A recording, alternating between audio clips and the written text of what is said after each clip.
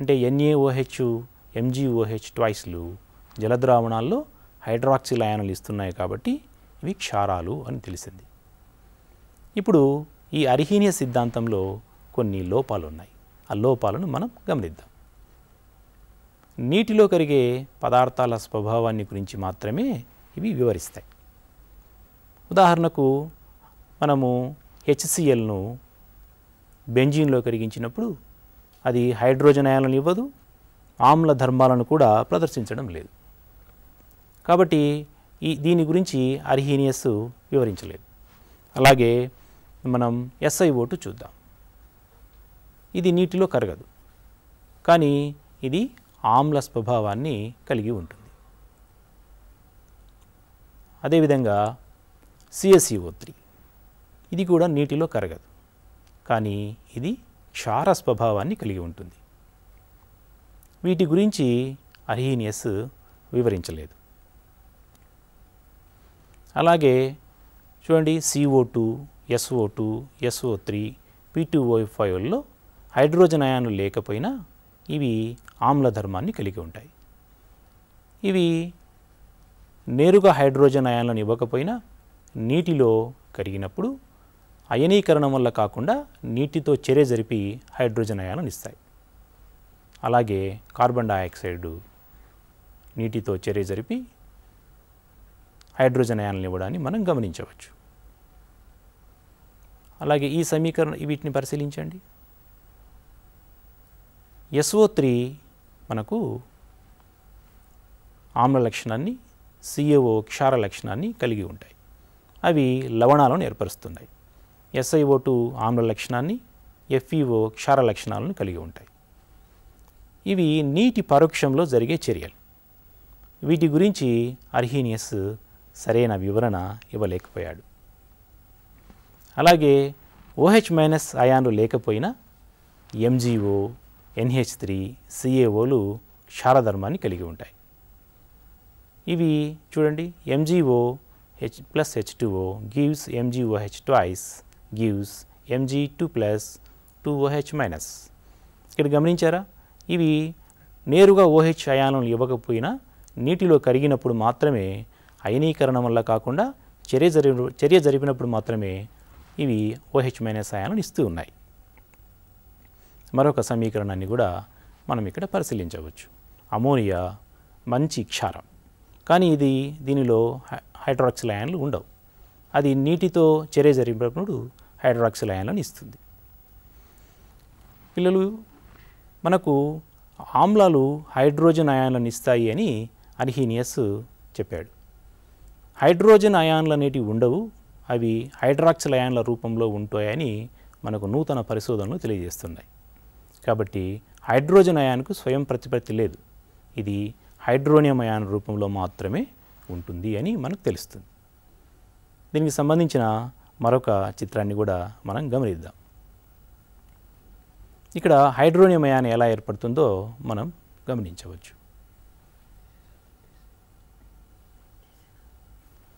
గమనించారా హైడ్రోనియం అయాను ఎలా ఏర్పడుతుందో?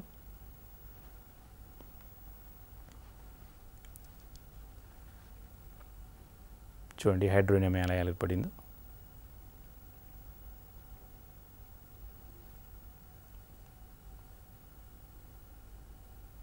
పిల్లలు, మనం ఇంతవరకు ఆమ్లాలు, క్షారాల తయారీ, వాటి ధర్మాల గురించి మనం తెలుసుకున్నాం. ఆమ్లాలను, క్షారాలను మనం నిత్య జీవితంలో మన ఇంటిలోనూ, ప్రయోగశాలలోనూ, పరిశ్రమల్లోనూ విరివిగా ఉపయోగిస్తూ ఉంటాం. ఇప్పుడు నేను మీకు ఒక చిన్న కృత్యాన్ని చేసి చూపిస్తాను. ఇక్కడ మీరు గమనిస్తున్నారా, ఇక్కడ మనకు 3 ద్రవాలు ఉన్నాయి. 3 ఒకే రకంగా ఉన్నాయి. ఇవి ఏవి ఆమ్లాలు, ఏవి క్షారాలు, ఏది నీరు మనం తెలుసుకోవాలి. రుచి చూసి తెలుసుకోవచ్చు అని అనుకోకూడదు, రుచి చూసి తెలుసుకోకూడదు. ఎందుకంటే మనం ముందుగానే జాగ్రత్త చెప్పాం, ఏమని, ప్రయోగశాలలో దేనిని మనం రుచి చూడకూడదు అని. అలాంటప్పుడు మనం వీటిని లిట్మస్తో పరీక్ష చేసి తెలుసుకుంటాం. ఇప్పుడు చూడండి, మనము దగ్గర ఒక లిట్మస్ కాగితం ఉంది. ఈ లిట్మస్ను మనం నీలి లిట్మస్ అంటాం. ఇది నీలం రంగులో ఉంది కదా, నీలి లిట్మస్ అంటాం. దీనిని మనము మొదటగా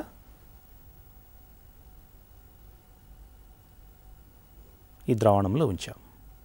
ఇది ఏ రంగుకు మారింది? ఎరుపు రంగుకు మారింది. కాబట్టి ఇది ఆమ్లము అని మనకు తెలిసింది. అదే నీలి లిట్మస్ కాగితాన్ని మనం దీని యందు ఉంచుతాం. రంగు మారిందా? లేదు. అంటే ఇది ఆమ్లం మాత్రం కాదు. అదే నీలి లిట్మస్ కాగితాన్ని మనం దీని యందు కూడా ఉంచుతాం. ఇది కూడా రంగు మారలేదు. అంటే ఇది మాత్రం ఆమ్లము, ఈ రెండు ద్రావణాలు ఏవో మనకు తెలియదు. అందుకోసం మనము మరొక లిట్మస్ కాగితాన్ని వాడతాం.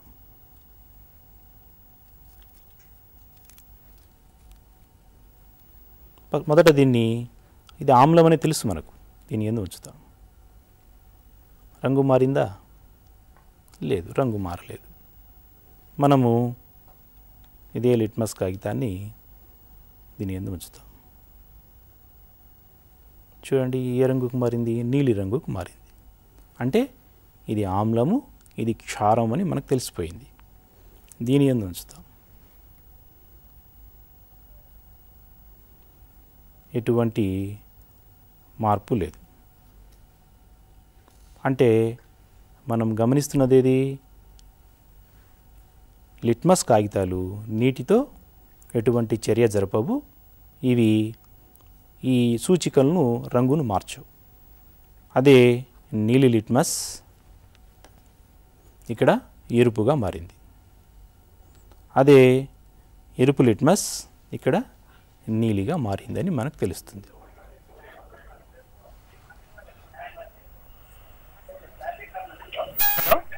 Hello hello sir. చెప్పండి సార్. Hello sir. చెప్పండి సార్. నమస్తే అండి. నమస్తే, చెప్పండి సార్. సార్ చెప్పండి సార్. సుబ్బారాయుడు గారు, చెప్పండి సార్. మీరు ఆమ్లానికి సూచిక కలిపారు కదా? అవును సార్. అంటే సూచిక ఆమ్లం కలుపుతావా, ఆమ్లాన్ని సూచిక కలుపుతావా సార్? అవును సార్, అది ఉంది. మామూలుగా మనం ఆమ్లానికి సూచికను కలపాలి సార్. ఆమ్లానికే సూచికను కలపాలి సార్. ఇక్కడ మనకు పవర్ పాయింట్లో చూపించడంలో మనము దాన్ని ఆమ్లాన్ని తీసుకొచ్చి సూచిక కలిపాము. కానీ ఆమ్లానికే మనము సూచికను కలిపి చేస్తాం సార్ ఇక్కడ. అలాగే పిల్లలు, మనము ఇలాంటివి గమనించారా? ఇవి ప్రయోగశాలలో ఉంటాయి. వీటిని మనం ఎక్కడ సంపాదిస్తాము? కష్టం వీటిని. కాబట్టి మీరే మీ సూచికను తయారు చేసుకోవచ్చు. ఎలా తయారు చేయాలి అంటే, మనము ఇలాంటి కాగితాలు దొరుకుతాయి మనకు. ఇది ఫిల్టర్ పేపర్, ఇది ప్రయోగశాలలో ఉంటాయి. లేదంటే మనం న్యూస్ పేపర్ అయినా తీసుకోవచ్చు. అంటే బాగా తడిని పీల్చుకునే కాగితాన్ని ఏదైనా మనం తీసుకోవచ్చు అన్నమాట. దీనికి మనం ఏం చేయాలంటే, మందార పువ్వు మనకు బాగా మన గ్రామాల్లో మన ఇంటి దగ్గర దొరుకుతూ ఉంటాయి. దీనిని ఈ ఫిల్టర్ కాగితం మీద రుద్దాలి. ఇలా రుద్ది మనం దీన్ని ఆరబెడితే, అంటే బాగా ఎండలో పెడితే ఈ రకంగా తయారవుతాయి అన్నమాట. ఇది మనకు లిట్మస్ కాగితం. అంటే మనము ఈ విధంగా దీన్ని రుద్ది ఆరబెడితే మనం ఈ విధంగా తయారవుతాయి. దీన్ని మనం చూడండి,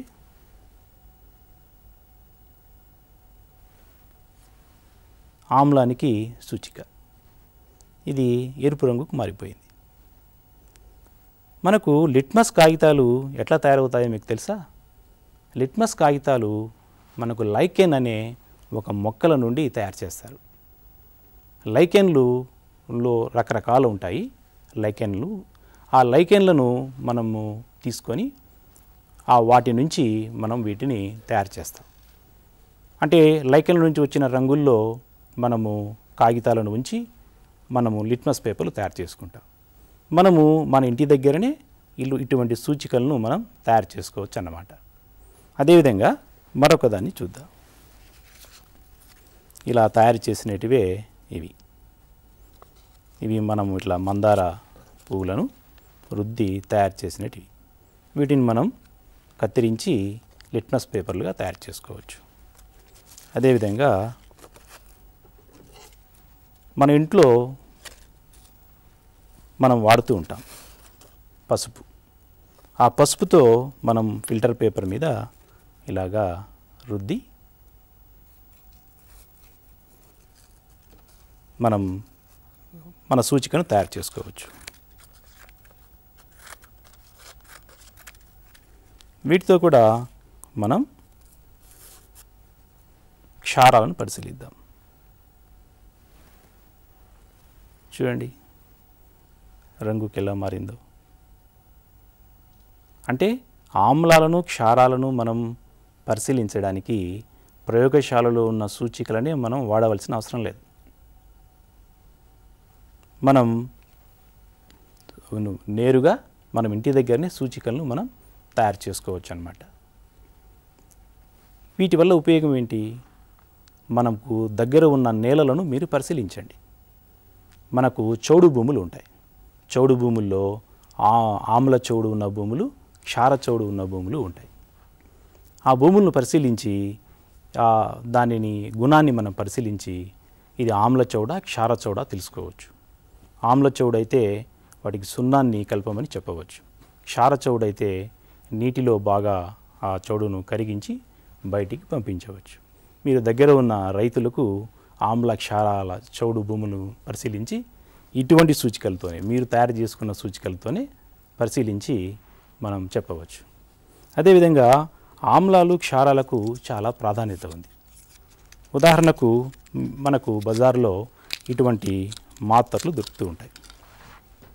వీటిని మనం యాంటాసిడ్ టాబ్లెట్స్ అంటాం. అంటే వీటిని మనం ఎప్పుడు వేసుకుంటామంటే మనం కడుపులో బాగా మంటగా ఉన్నప్పుడు వీటిని వేసుకుంటాం. అంటే మన కడుపులో ఆమ్లం తయారవుతుంది, అది HCl. దానివల్ల మన కడుపులో మంట వస్తుందన్నమాట. అటువంటప్పుడు మనము ఈ క్షారాలను మనం నోట్లోకి తీసుకుంటాం. ఇప్పుడు చూడండి, దీన్ని మనం దీంట్లో వేస్తాను.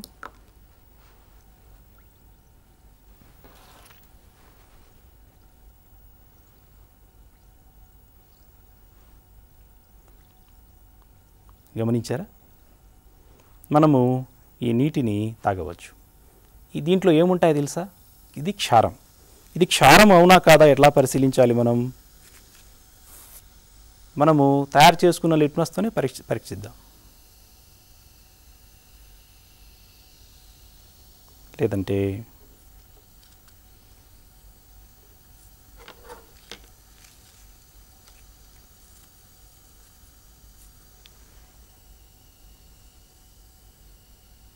ఇంకా క్షారం పూర్తిగా తయారు కాలేదు. ఇది మనకు క్షారము కొద్దిపాటి క్షారమే కాబట్టి లిట్మస్ పేపర్తో చర్య జరపడం లేదు. ఈ క్షారాన్ని మనము తాగినప్పుడు మన కడుపులో ఉన్న ఆమ్లము తటస్థీకరణం చెందుతుంది. అలాగే ఆమ్లము క్షారము కలిసినప్పుడు అది లవణాన్ని నీటిని ఏర్పరుస్తుందని తెలుసుకున్నాం కదా. ఇప్పుడు మనము సూచికను పరిశీలిద్దాం. పిల్లలు మీరు గమనిస్తున్నారా? ఇది మిథైల్ ఆరెంజ్ సూచిక. మిథైల్ ఆరెంజ్ సూచిక. ఈ సూచిక నారింజ రంగులో ఉంది. దీన్ని మనము ఆమ్లాన్ని కలుపుదాం.